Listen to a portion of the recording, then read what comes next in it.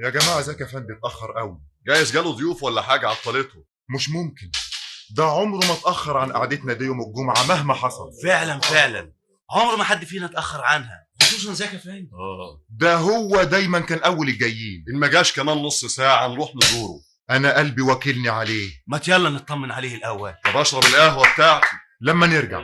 قوموا بينا.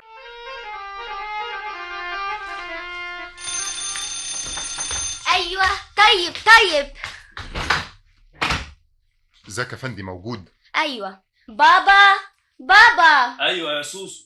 في ناس عايزينك. اساليهم هم مين. احنا يا زكي افندي، انا وعلي ومدحت. اهلا وسهلا، اتفضلوا. لقيناك اتأخرت اتخضينا عليك. ايوه قلنا نشوف ايه جرى الاول. اصلها مش عوايدك. اعمل ايه يا سيدي، اعمل ايه؟ لخبطنا، الله يلخبطه ويلخبط اللي خلفه. مين ده؟ زفت صلاح ابني. ونازل تشتم كده فيه؟ مش خايف احسن ابوه يسمعك؟ اعمل ايه بس، انا احترت واحتر دليلي معاه، خلاص فلست منه. هو فين صلاح افندي؟ بره. هو هنا؟ ما هو لو كان هنا كنت طردته واستريحت منه ولحقتكم على القهوه. وانت قاعد بقى مستنيه لما يرجع. لازم اريح نفسي من الفلقه يا سعالي، اريح نفسي واريح اخواته الصغيرين منه ومن عمايله. يلا بينا نروح نقعد على القهوة. مش ممكن، انا مش خارج الا لما ارميه بره خالص. ليه بس؟ يضرب اخواته الصغيرين على الصبح ويزعل مامته وياخد الفلوس اللي معاهم. يا اخي جايز محتاج لها. لا يا سيدي، واخدها يشرب بيها زفت سجاير هو والصيع اللي اتلم عليهم اليومين دول. فهمه كده بالراحة، شغله ومستقبله واشرح له الضرر. هو انا خليت؟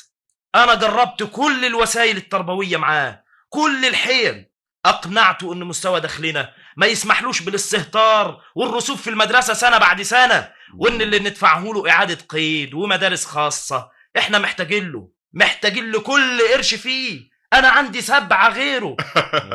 غريبة، انت جرالك ايه يا محمد؟ بتضحك على ايه بس يا محمد افندي؟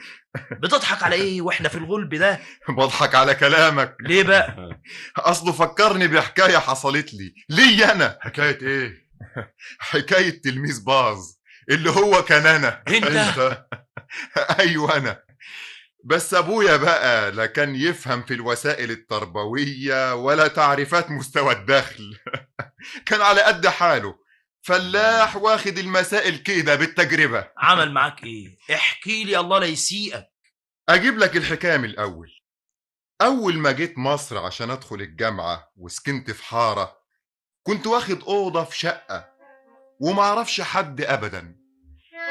وفي صبحية